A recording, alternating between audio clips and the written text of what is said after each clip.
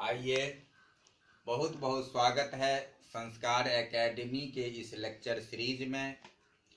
आज हम अंग्रेजी व्याकरण के अंतर्गत देखने जा रहे हैं प्रेजेंट परफेक्ट टेंस। इसके पहले के जो 3 वीडियोज हैं उसमें सिंपल प्रेजेंट टेंस का अनुवाद नियम, सिंपल प्रेजेंट टेंस का प्रयोग और फिर प्रेजेंट कंटिन्यूअस टेंस का अनुवाद नियम और प्रयोग विभिन्न वाक्यों के लिए दर्शाया गया है। यदि वे वीडियो नहीं देखे हैं तो पहले उसे जाकर देख लें। आज हम चर्चा कर रहे हैं प्रेजेंट परफेक्ट टेंस। ये प्रेजेंट परफेक्ट टेंस वास्तव में 2 टेंस का मिश्रण है। पहला टेंस है जो कि सिंपल पास्ट हम कह सकते हैं उसको, और दूसरा जो है वह प्रेजेंट, या ऐसे कहें तो ये पास्ट और प्रेजेंट का मिक्सचर है। अब पास्ट और प्रेजेंट का मिक्सिंग किस तरह है?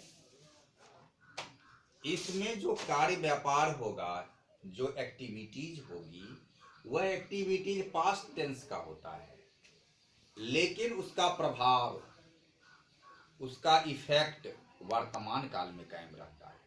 अब जैसे मान लो कि हम लिखते हैं कि मैं खाना खा लिया हूं, मैं खाना खा लिया, तो खाने का काम तो पास्ट टेंस में हो गया, खाना खत्म है, खाना खाने का काम हो गया है, तो पास्ट टेंस में क्रिया व्यापार हुआ। और खाना खा लिया हूं, इसका प्रभाव प्रेजेंट टेंस में है। क्यों? मैं खाना खा लिया हूं क्यों कहता है? इसका अर्थ है कि मैं को किसी ने खाना के बारे में पूछा है, तो वे कहा मैं खाना खा लिया हूं इसलिए मैं नहीं खाऊंगा, या मैं खाना खा लिया हूं चलना है चलो। तो इस तरीका से कार्य तो हुआ पास्ट टेंस में, लेकिन इसका इफेक्ट जो है वह प्रेजेंट टेंस में है। तो ऐसे वाक्यों के लिए हम कहते हैं कि यह प्रेजेंट परफेक्ट टेंस है। तो इस तरीका से यदि हम इसके साधारण सामान्य पहचान की बात करें तो हमारे वाक्य में, हिंदी के वाक्य में चुका है या चुकी है या चुके हों रहता है, या फिर कि इस तरह से जो खा लिया हूं, चला गया हूं या चला गया है, इस तरीके के कुछ वाक्य आते हैं, तो उसे हम प्रेजेंट परफेक्ट टेंस का वाक्य समझते हैं। अब पहले हम इसके अनुवाद पर चलें। तो अनुवाद में क्या होता है? सामान्य वाक्य के लिए हम सब्जेक्ट के बाद हैव या हैज का प्रयोग करते हैं और इसमें भी थ्री का प्रयोग करते हैं। फिर ऑब्जेक्ट और रिमेनिंग मैटर होता है। जैसा कि हम उदाहरण देख लें कि मैं खाना खा लिया हूं, इसका क्या बना? आई। अब आई के साथ हम हैव का प्रयोग करते हैं, आई हैव। अब भी थ्री देंगे, खाना, इट, ईटन, भी थ्री में ईटन होगा। आई हैव ईटन, खाना खा लिया हूं। तो यहां चूंकि ये खाना स्पष्ट नहीं है कि डिनर है कि मील है, जो कुछ भी हम दे सकते हैं। आई हैव ईटन मील, मैं खाना खा चुका हूं या मैं खाना खा लिया हूं। तो इस तरीके से हम सामान्य वाक्यों का अनुवाद इसी तरह बना लेंगे। अब यदि वाक्य नकारात्मक है, वाक्य नकारात्मक है, तो जैसा कि हम जानते हैं यदि सहायक क्रिया है और वाक्य नकारात्मक है तो हमें सहायक क्रिया के बाद नोट निगेशन वर्ड दे देना है। तो इस तरीका से हमारा जो ये अनुवाद हो जाएगा, नियम हो जाएगा, सब्जेक्ट प्लस हैव या has plus note plus V3 plus object plus remaining. तो ये सब सामान्य सी नियम है। जैसे कि तुम घर नहीं पहुंच चुके हो, तुम घर नहीं पहुंच चुके हो। तो यहां पहुंचने की कार्य व्यापार तो पास्ट टेंस की है, लेकिन उसका प्रभाव अभी है कि तुम घर नहीं पहुंच चुके हो, मतलब थोड़ा और चलो। तो ये हुआ कि यू, अब यू के साथ हम हैव का प्रयोग करते हैं, फिर हम नोट लगाते हैं। पहुंचना रीच, रीचड, इसका V3 हुआ। और होम नहीं पहुंच चुके हैं तो ये हुआ you have not reached home. इस तरह से हम इसका अनुवाद।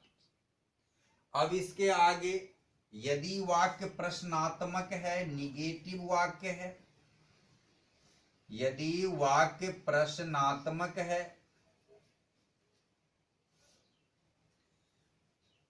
तो हम जानते हैं कि यदि वाक्य प्रश्नात्मक है तो कुछ करना नहीं पड़ता है, उसे सहायक क्रिया से वाक्य को शुरू कर देते हैं।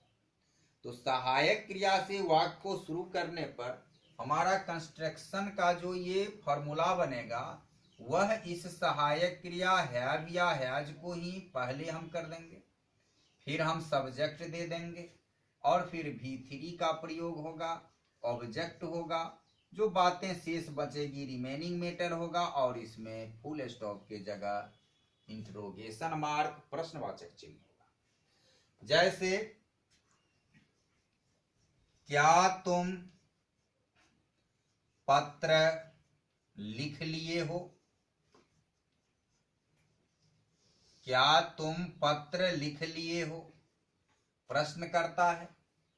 लिख लिए हो यानी लिखने का कार्य संपन्न हो गया है, अर्थात पास्ट टेंस में है।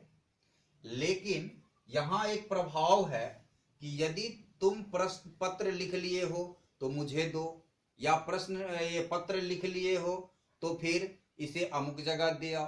तो ये जो एक प्रभाव है और ये प्रश्न कर रहा है, और इस प्रश्न में भी वाक्य जो है वह एस नो क्वेश्चन है, क्योंकि हम इसका जवाब एस और नो में दे सकते हैं। हाँ मैं पत्र लिख लिया हूं, नहीं मैं पत्र नहीं लिख लिया हूं। तो इस तरीका से हम हैव से शुरू करेंगे। तुम है तो इसके लिए हैव का प्रयोग होगा, और हैव के बाद हम सब्जेक्ट देंगे यू, फिर हम V3 देंगे, लिखना रिटेन ए लेटर, और प्रश्नवाचक चिन्ह। अब यदि WH क्वेश्चन है तो फिर वही बात होगा, WH वर्ड देंगे, फिर सहायक क्रिया के रूप में जो आया है हैव हैज सो देंगे। यानी WH वर्ड दे करके जो ये प्रश्नात्मक एस नो क्वेश्चन का जो कंस्ट्रक्शन है उसके आगे हुए जोड़ देंगे। तो यदि WH क्वेश्चन है, WH क्वेश्चन के लिए हमारे जो ये कंस्ट्रक्शन के रूल बनेंगे वे WH वर्ड प्लस हैव या has plus subject plus V3 plus object plus remaining matter और प्लस प्रश्नवाचक चिन्ह। जैसे हम एक उदाहरण देख लें, तुम किताब क्यों नहीं खरीद चुके हो, या खरीद लिए हो या खरीदे हो। तो यहां क्यों नहीं एक WH क्वेश्चन है, तो क्यों के लिए हम WH वर्ड दे देंगे व्हाई। व्हाई के बाद हम सहायक क्रिया करेंगे, तुम है सब्जेक्ट के रूप में, हैव होगा, व्हाई हैव यू, नहीं भी है सब्जेक्ट के बाद नोट लगावेंगे, व्हाई हैव यू नोट। अब खरीदने की बात है, बाय का भी3 बाउट होगा, बाउट क्या खरीदने की बात हो रही है, तो किताब खरीदने की बात हो रही है। Why have you not bought a book, तुम किताब क्यों नहीं खरीद चुके हो, और यहां हम प्रश्नवाचक चिन्ह दे देंगे। तो इस तरीका से जो इसके अनुवाद का नियम है, वह अनुवाद के नियम को हमने पूरा किया। अब इस के प्रयोग की हम बात करें, तो प्रयोग की बात करें जिसे कि हम कहते हैं यूज ऑफ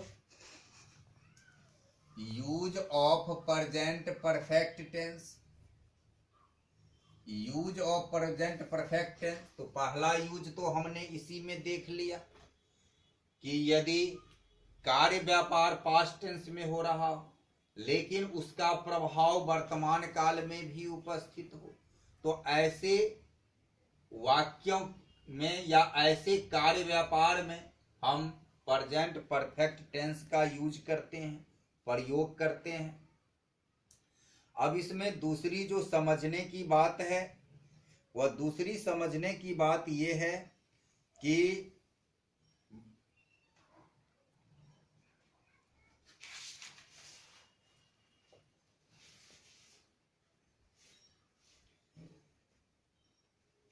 यह ऐसे पास्ट के कार्य व्यापार के लिए भी इसका प्रयोग होता है जिससे कि हम प्रेजेंट परफेक्ट कंटिन्यूअस में भी प्रयोग कर सकते हैं। 10 बरस पहले होने वाले क्रिया या फिर बार बार होने वाली क्रिया, इसके अंतर्गत भी इसका करते हैं। एक बात यहाँ है कि वर्ब जो टू नो है, टू नो अर्थात जानना, चूंकि वर्ब नो का यदि V4 बनता है तो ये जो नोइंग होता है, तो नोइंग का मतलब हो जाता है जानकारी, और जानकारी जो कि एक एब्स्ट्रैक्ट नाउन है, तो ये वर्ब ing लगा करके नाउन बन जाता है। तो इस तरीका से यदि कंटिन्यूअस में भी नो का प्रयोग हुआ तो हम V4 नहीं इसको बना सकते हैं, तो इसका प्रयोग भी हम करते हैं पास्ट प्रेजेंट परफेक्ट में ही। एक और जो इसमें पढ़ना है कि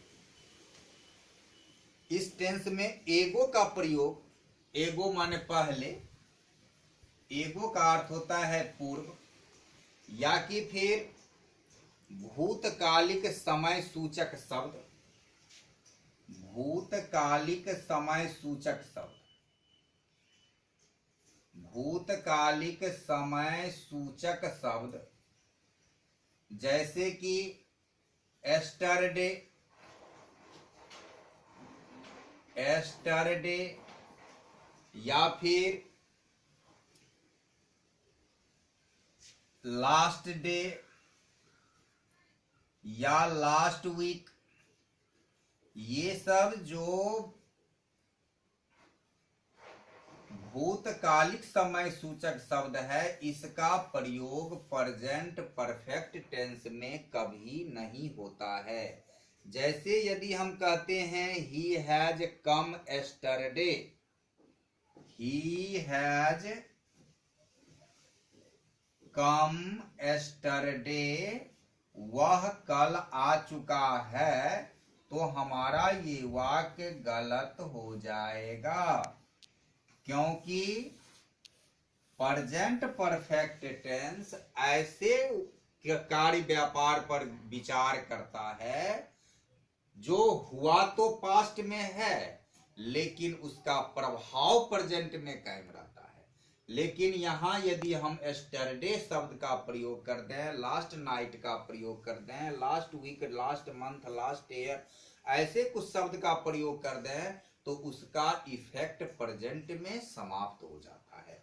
इसलिए हम ऐसे शब्द का प्रयोग कभी नहीं करेंगे।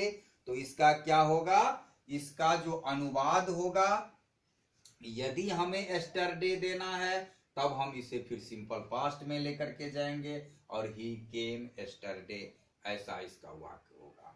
तो ये मुख्य रूप से इसकी पहचान में हमको देखना है कि हम एगो शब्द का प्रयोग कभी नहीं कर सकते हैं और ये भूतकालिक समय सूचक शब्द का प्रयोग कभी नहीं कर सकते हैं प्रेजेंट परफेक्ट टेंस में। इसके बाद कुछ ऐसे वर्ब हैं जिस वर्ब में वर्ब ने कुछ एडवर्ब्स ऐसे हैं जिसका प्रयोग इसमें होता है, जैसे एवर हुआ, नेवर हुआ, या कि ओकेंजली हुआ। तो ये सब हम प्रयोग के क्रम में देख लेंगे। तो आज हमने प्रेजेंट परफेक्ट टेंस का अनुवाद नियम भी देखा और प्रयोग के बारे में ही चर्चा किया। अब इसके अगले की वीडियो में इसका जो अगला वेद है प्रेजेंट परफेक्ट कंटिन्यूअस टेंस, हम उसको देखेंगे। तब तक के लिए यदि वीडियो पसंद आया हो तो इसे लाइक कर देना, पहली बार चैनल पर आए हो तो सब्सक्राइब जरूर कर देना, ताकि नए नए बन रहे अपलोड हो रहे वीडियो आप तक तुरंत पहुंच सके। और अपने दोस्तों के बीच ज़्यादा से ज़्यादा शेयर करना। आज के लिए बस इतना ही। वीडियो देखने के लिए बहुत बहुत धन्यवाद।